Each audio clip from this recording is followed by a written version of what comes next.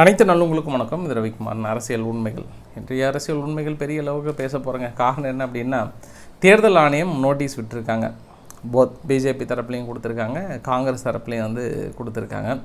அதை தாண்டி சுற்றி இருக்கக்கூடிய அரசியல் நிகழ்வுகள் தமிழ்நாடும் பார்த்தலாம், தேசிய அளவில் இருக்கக்கூடிய மிக முக்கியமான செய்திகளையும் பார்த்தலாம். தமிழ்நாட்டில் அடுத்தடுத்த போதைப் பொருட்கள் மிகப்பெரிய அளவுக்கு கைப்பற்றப்பட்டிருக்கிற செய்தியும் மிகப்பெரிய அளவுக்கு பரவலாக இருக்கிறது.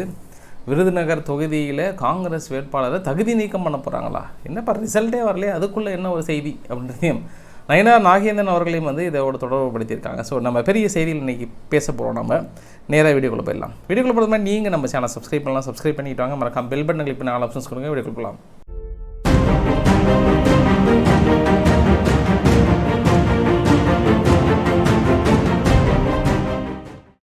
முதல்ல நம்ம இரண்டு செய்தியை பார்த்துடலாம். நேற்றைய செய்தி, சென்னையில் விமான நிலையத்தில் 11 கோடி மதிப்புள்ள போதைப் பொருள் சிக்கியது.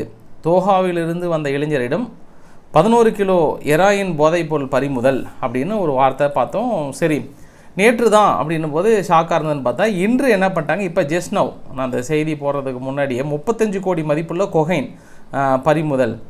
குறிப்பாக கம்போடியா நாட்டிலிருந்து மலேசியா வழியாக சென்னை வந்த விமானத்தில் கொகைன் கடத்தப்பட்ட நிலையில் அதனை பறிமுதல் செய்து ஒருவரை அதிகாரிகள் கைது செய்துள்ளனர் அப்படின்னு இருக்காங்க. அடுத்தடுத்து போதைப் பொருட்கள் கைது ஆகிறதுனால மிகப்பெரிய ஒரு கேள்விக்குறியாக இருக்கிறது. ஏற்கனவே இந்த சமூக வலைதளங்களில் நியூஸ் சேனல் எல்லாமே என்ன மாதிரியான வீடியோ பதிவுகள் நிறையா வந்தது அப்படின்னா, கஞ்சாவுக்கு அடிமையாகி காவல்துறை ஒருத்தர் தாக்கல் நடத்துகிற ஒரு வீடியோ பதிவு, அதாவது காவல்துறை கைது பண்ணும்போது அவங்கள தாக்கின விஷயமா இருக்கட்டும்.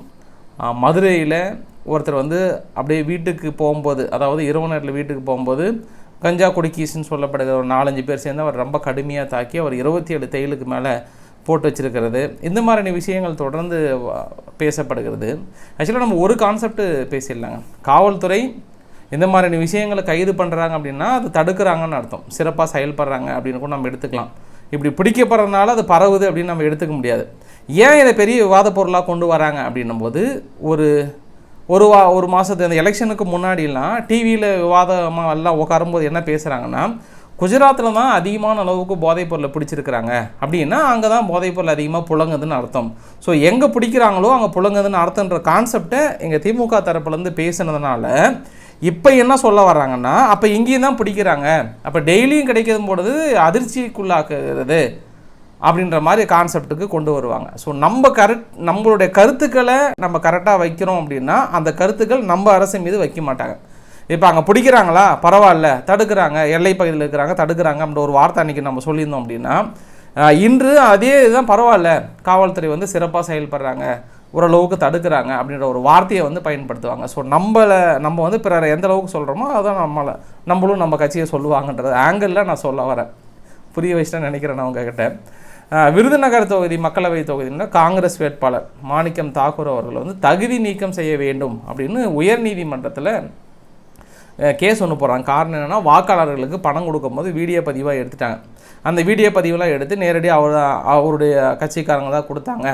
அது இல்லாமல் ஒரு ஃபார்ம் ஒன்று ஃபில் பண்ணி, அந்த ஃபார்மில் இப்போ காங்கிரஸ் ஆட்சி அமைச்ச உடனே உங்களுக்கு வருஷத்துக்கு 1 லட்ச ரூபா இந்த ஃபார்ம் ஃபில் பண்ணி கொடுத்தீங்கன்னா உங்களுக்கு வருஷத்துக்கு 1 லட்ச ரூபா வந்துருன்ட்டு அந்த ஃபார்மை ஃபுல்லாக டிஸ்ட்ரிபியூட் பண்ணியிருக்கிறாங்க எங்கள் விருதுநகர் தொகுதியில். அது இல்லாமல் இவருமே விளக்கம் கொடுத்துருக்கிறார். அதில் இப்போ என்ன தப்பு, நாங்கள் 1 லட்சம் கொடுக்க போகிறோமேன்ற மாதிரியான ஒரு சில விளக்கங்களை கொடுத்துருந்தார். இது என்ன பண்ணிட்டாங்க, தேர்தல் ஆணையத்தில் முறையிட்டாங்கன்னு இவங்க ஜெயிச்சே வரல, அது தீர்மானமாக கொண்டு வரவே போடல. அதுக்குள்ளே நீங்கள் காங்கிரஸ் வந்துடும், உங்களுக்கு 1 லட்ச ரூபாய் கிடைச்சிரும், அந்த ஃபார்மை ஃபில் பண்ணி கொடுங்கன்ற மாதிரியான சம்பவங்கள், இல்லை வாக்காளர்கள் பணம் கொடுக்குற ஒரு சில சம்பவங்கள் எல்லாமே அவரோட ஒன்று சேர்ந்து இன்றைக்கி கோர்ட்டில் முறையிட தேர்தல் ஆணையம் விளக்கம் கேட்டிருக்காங்க. இல்லை தேர்தல் ஆணையம் நாங்கள் கூடி சீக்கிரம் என்ன மாதிரி ஆக்ஷன் எடுக்கிறோம் அப்படின்ற மாதிரி விளக்கங்களை கொடுக்குறோன்ற மாதிரி சொல்லியிருக்காங்க. அதே போல் நயினார் நாகேந்திரன் அவர்களுக்கும் விசாரணைக்கு சம்மன் அனுப்பிச்சிருக்கிறாங்க.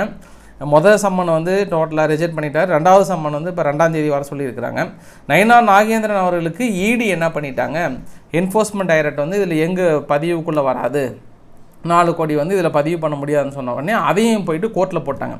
கோர்ட்டில் கேள்வி கேட்டிருக்காங்க. 4 கோடி பறிமுதல் பண்ணியிருக்காங்க. அப்படி அந்த பறிமுதல் பண்ணப்பட்ட நிதி அதோடு தொடர்பு படுத்தும் போது எப்படி நீங்கள் ஈடிக்கு எங்களுக்கு சம்மந்தம் இல்லைன்னு சொல்லலாம், அதுக்கான விளக்கங்களை கொடுங்க அப்படின்னு ஒரு கேள்விகளை கேட்டிருக்காங்க. அப்போ இடி நயினார் நாகேந்திரன் பிஜேபின்றதுனால நீங்கள் அதை விசாரணை பண்ணலையா அப்படின்னு ஒரு ஆங்கிளில் கூட இதெல்லாம் சந்தேகம் வருது இல்லையா, அதையுமே கேள்விகளை கேட்டிருக்காங்க.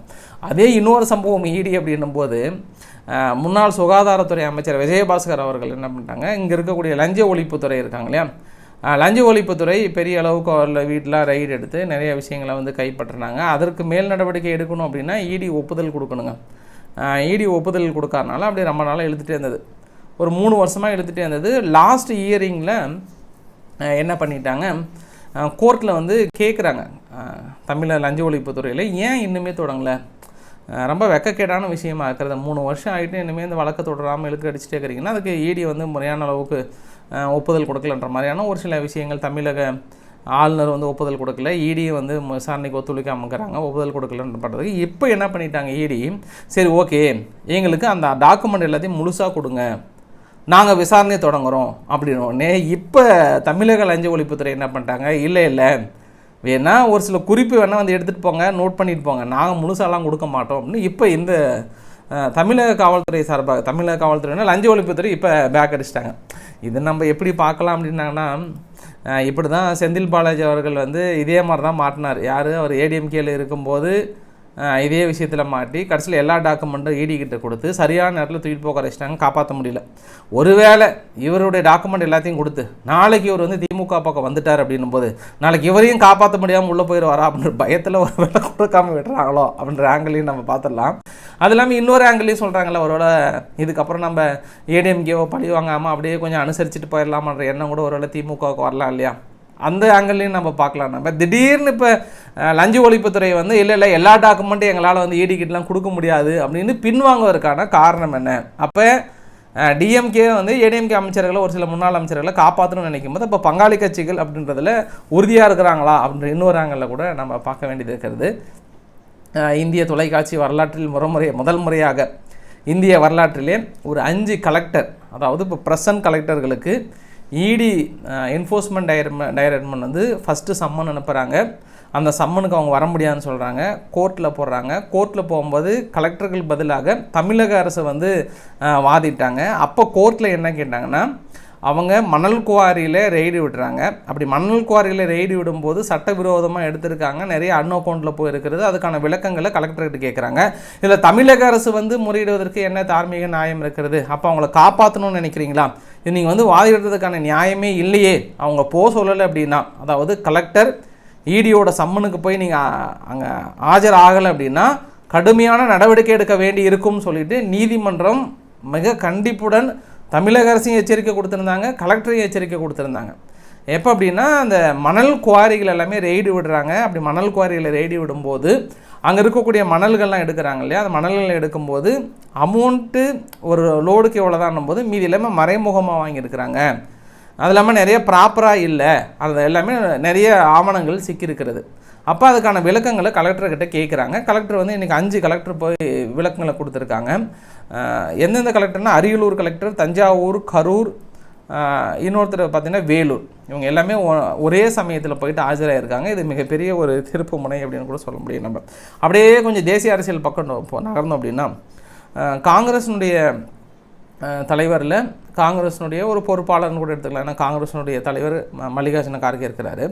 ராகுல் காந்தி அவர்கள் என்ன சொல்லியிருக்காருன்னா, காங்கிரஸ் ஆட்சி அமைச்ச உடனே அடுத்த நாளே ஜாதிவாரி கணக்கெடுப்பு நடத்துவோம், இது எனது உத்தரவாதம். அதாவது அவர் எப்படி மோடிக்கே கேரண்டின்றாங்களோ அதே மாதிரி வந்து ராகுல்கே கேரண்டி. இந்த ராகுல்கே கேரண்டியில் ஜாதிவாரி கணக்கெடுப்பு எனக்கு அரசியல் அல்ல, இது எனது வாழ்நாள் நோக்கம். எப்படியாவது நம்ம ஜாதிவாரி கணக்கெடுப்பு எடுக்கணுன்ற மாதிரி ஒரு கொஞ்சம் விவரம் தெரிஞ்ச வயசுலேருந்து எடுத்துகிட்டு நோட் பண்ணிட்டுக்கிறாரு இவர். அதனால் இதை எந்த சக்தியாலும் தடுக்க முடியாது அப்படின்னு சொல்லியிருக்கிறாரு.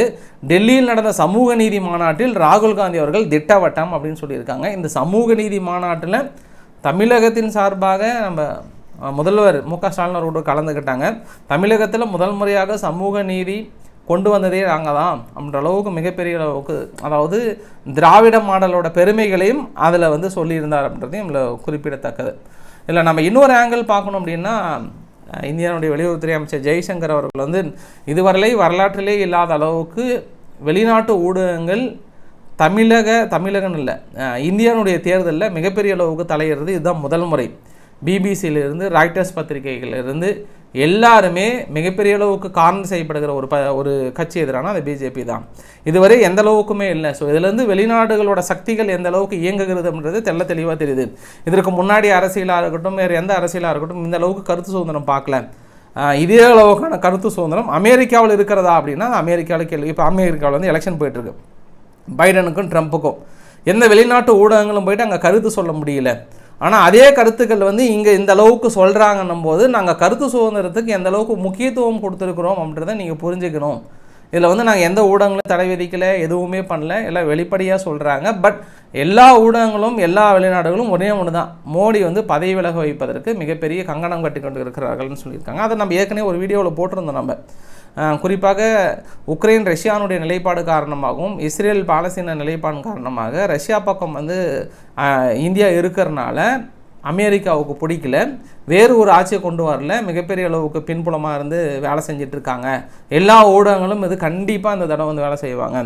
அல் ஜசீரா நார்மலே பார்த்தீங்கன்னா கொஞ்சம் இந்தியாவுக்கு எதிரான ஒரு சேனல் தான் அல் ஜசீரா சேனலை பொறுத்த வரைக்கும். அவங்க கூட இப்போ ரீசெண்டாக மோடி அவர்கள் வந்து அந்த அதிக குழந்தையை பெற்றுக்கிறவங்க கிட்ட வந்து பிடிங்க கொடுக்க போகிறாங்கன்ற மாதிரி கருத்துக்கள்லாம் வந்து பெரிய அளவுக்கு அல் ஜசீரா சேனல் வந்து ஃபோக்கஸ் பண்ணியிருந்தாங்கன்ற ஒரு செய்தியும் அது. இன்னொரு ஆங்கிளில் மோடி அவர்கள் பேசும்போது இன்றைக்கினா இந்தியா கூட்டணி பொறுத்த வரைக்கும் வருஷத்துக்கு ஒரு செலக்ட் தேர்ந்துட்டால் வருஷத்துக்கு ஒரு பிரைம் மினிஸ்டர் அளவுக்கு வந்து குறிக்கோள் இருக்கிறாங்க. இந்த வருஷம் நீ இருந்துக்கோ, அடுத்த வருஷம் அவங்க இருந்துக்கோங்க, அடுத்த வருஷம் அவங்க இருந்துக்கோங்க, அப்போ வருஷத்துக்கு ஒரு தடவை நம்ம பங்கு போட்டுக்கலான்ற அளவுக்கு தான் பேசிகிட்டு இருக்காங்க அப்படின்ற ஒரு பிரதான குற்றச்சாட்டுமே வந்து முன் வச்சிட்ருக்காங்கன்றதே நம்ம சொல்ல முடியுது.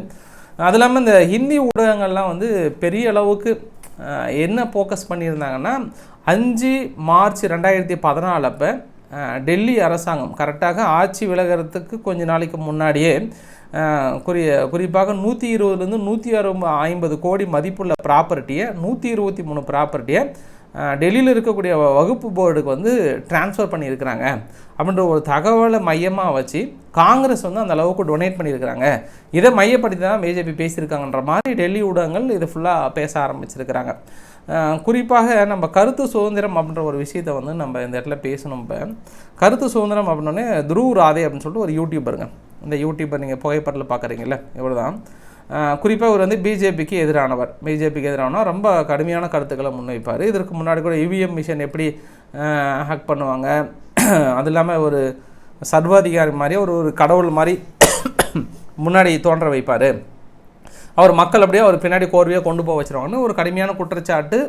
அந்த வீடியோ பதிவை கூட இங்கே தமிழக ஊடகங்கள் திமுக சார்பாக கூட தமிழாக்கம் செய்து பெரிய அளவுக்கு இங்கே பண்ணியிருந்தாங்க. அது என்ன மாதிரி போட்டிருந்தாங்கன்னா, இந்த வீடியோ அடுத்து ஒரு 5 நாளில் டெலீட் பண்ணிவிடுவாங்க, ஏன்னா கருத்து சுதந்திரம் வந்து பிஜேபி எப்பவுமே தடை விதிச்சிரும், அதை டெலீட் பண்ணுறதுக்குள்ளே இந்த வீடியோ பதிவை பாருங்கள் அப்படின்ற மாதிரி வந்து மோடி ஒரு சர்வதிகாரி ஏன் அப்படின்ற மாதிரி அந்த ஒரு வீடியோ.